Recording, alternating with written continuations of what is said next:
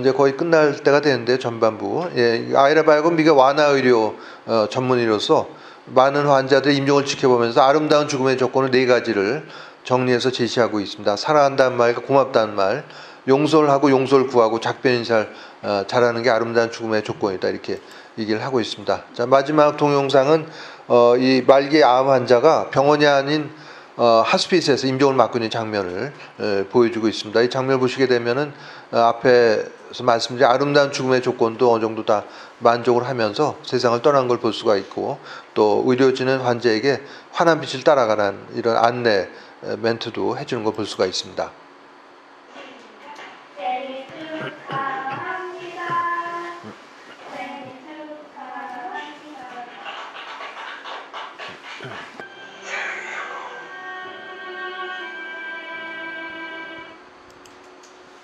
자, 제가 12년 전에 간암 말기로 임종이 임박한 남편을 간병하고 있는 어떤 여자분하고 남동생에 의해서 강의를 한 적이 있습니다. 총중이 2명인 강의였었는데요. 이분은 여보 제발 죽지 말고 저를 떠나지 마세요 하고 남편을 붙들고 있었는데, 오늘 같은 이런 강의를 듣고 나서는 생각이 바뀌어서 여보 내 걱정 말고 아프지 않은 곳에 어서 가세요, 이렇게 얘기를 했다고 합니다. 그랬더니 이 말을 듣고 고통, 이 간암의 고통이 또 극심하기로 유명한데 일그러져 얼굴이 편안해지면서 바로 떠나가더라. 또 임종 임박한 남편이 아무도 못 듣는 아주 좋은 음악 소리가 들린다고 그랬고, 먼저 세상 떠난 지인이 병실 문 앞에 와 있다면서 불안해하는 눈치였는데, 이런 거 몰랐다면 아마 정신 차리라고 하고 면박을 줬을지도 모르는데 그 마중하러 온 거니까 편안하게 받아들여라, 이렇게 격려하면서 편안한 죽음을 맞이할 수 있었다, 이렇게 얘기를 하고 있습니다. 본인이 고생물학, 지질학자였던 샤르댕 신부는 이런 말을 남겼는데, 우리는 영적인 체험을 하는 인간이 아니라 우리 모두가 다 고귀한 영적인 존재인데 지금 인간이 된 체험을 하고 있다, 이런 말을 남기도 했습니다. 내가 영적인 존재면 당연히 이웃집 사람도 영적인 존재일 것이고 음식적인 종업원도 다 고귀한 영적인 존재죠. 이런 걸 한다면 소위 말하는 갑질, 그런 걸 뭐 함부로 할 수는 없겠습니다. 자, 오늘 말씀드린 죽음과 관련해서 일어나는 중요한 영적인 현상이 근사점, 삶의 종말점, 이런 걸 보면 죽음이 꽉 막힌 벽으로 소멸하는 게 아니라 문으로서 옮겨갑니다 하는 걸 아마 어느 정도 이해를 하셨으리라고 봅니다. 이런 알미 도움이 된 경우는 3가지인데요. 첫 번째는 말기 암 환자들이죠. 말기 암 환자가 갖고 있는 죽음에 대한 불안과 공포의 근원은 자기가 죽어서 아무것도 없는 소멸한다는 건데, 그게 아니라는 걸 알려주기 때문에 이런 죽음 임박한 환자가 갖고 있는 죽음에 대한 불안과 공포를 덜어줄 수 있는 중요한 알입니다, 이 얘기를 드릴 수가 있겠습니다. 두 번째는 이 자살 문제인데요.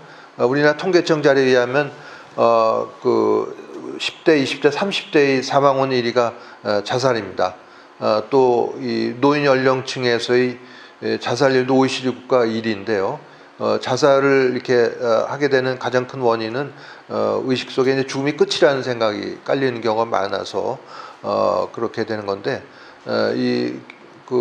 죽음이 끝이 아니란 걸 알려줌으로써 또 이 어려운 상황이 자살한다고 없어지는 게 아니라 어려운 상황을 그대로 끌고 가고, 또 이걸 해결하기 위해서 필요하면 당사자들과 대화도 하고 싸움도 해야 되는데, 어려운 상황은 그대로 가져가고 또 이 해결동은 없어져 버리는 난감한 상황에 빠질 수가 있다, 이런 걸 얘기해 줌으로써 효과적인 자살 예방이 이루어질 수가 있겠습니다. 세 번째, 사별 문제죠. 우리는 부모, 형제, 또 배우자, 자식하고 영원히 살 것 같지만 어느 시점에 이르러서는 먼저 떠나기도 하고 또 떠나보내기도 합니다. 그래서 이러한 가족을 떠나보내고 나서 슬픔에 빠지는 건 뭐 자연스러운 일이지만, 몇 년이 지났는데도 아직도 깊은 슬픔에 빠져서 식음을 전폐하고 지내는 거, 이런 거는 바람직한 일이 아니고 또 고인이 바라는 일도 아닐 겁니다. 이런 경우에 물론 육체는 없어졌어도 언젠간 반드시 만나게 되는 이유는 옮겨감이기 때문에 그렇다는 걸 알려줌으로써 깊은 슬픔에서 빠져나올 수 있게 해주는 중요한 알미 될 수가 있겠습니다.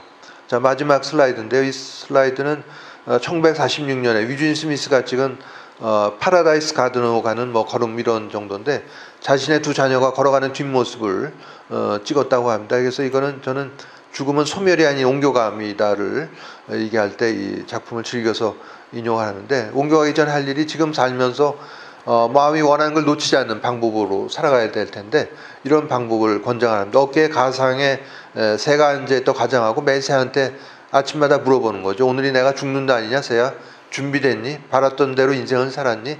되고 싶던 사람이 됐냐 하면서 매일매일 어깨에 앉아있다고 생각되는 가상의 새한테 물어봄으로써 마음이 원하는 걸 놓치지 않는 삶을 살아갈 수 있다, 이렇게 얘기를 하고 있습니다. 제가 2014년도에 네이버 캐스트에 죽음 또 하나의 시작으로 11개의 컬럼을 썼는데, 오늘은 이번 시간 관계상 근사치 삶의 종말점만 조금 말씀드렸는데, 안락사 문제라든가 자살 문제, 또 죽음 구호는 이제 이 시간이 끝나고 나서 먼저 본격적으로 말씀드리겠습니다. 이런 것들을 따로 시간 내지 않으시고 짜투리 시간에 비용도 안 들고 스마트폰 클릭해서 보실 수가 있습니다.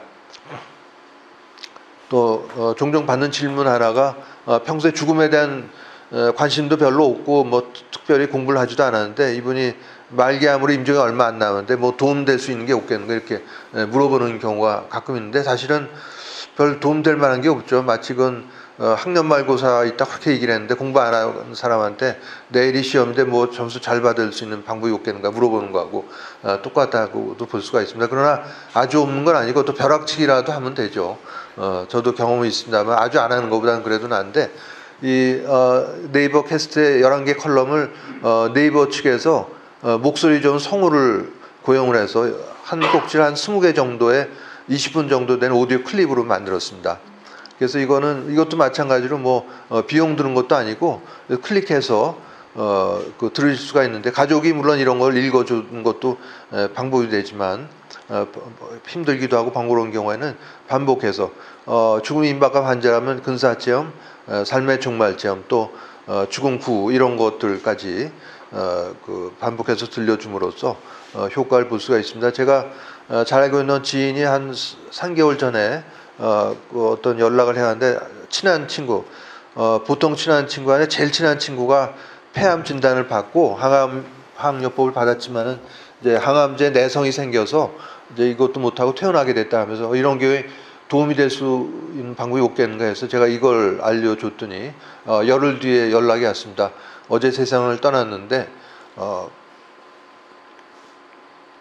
친구와 가족들이 크게 위로를 받았다, 이런 메시지를 저한테 보내주기도 했습니다. 제가 이 카페 지기로 있는 네이버의 죽음학 카페 시간 있는 분 들어오시면은 좀 더 많은 여러 가지, 지금 이제 거의 자료가 9,300점을 넘어서 이제 조금 있으면 1만 점 정도가 되는데 볼 수가 있는데, 그다음에 여긴 또 들어올 때 시험을 봅니다. 세 문제 시험을 봐서 다 통과를 해야만 들어올 수가 있는데, 오늘 강의 들으신 분들은 다 충분히 다 맞힐 수 있는 문제니까 많이 활용하시기 바랍니다. 자, 1시간이 됐는데요. 한 10분 정도 쉬고 3시 10분부터 이제 두 번째 시간을 시작하도록 하겠습니다.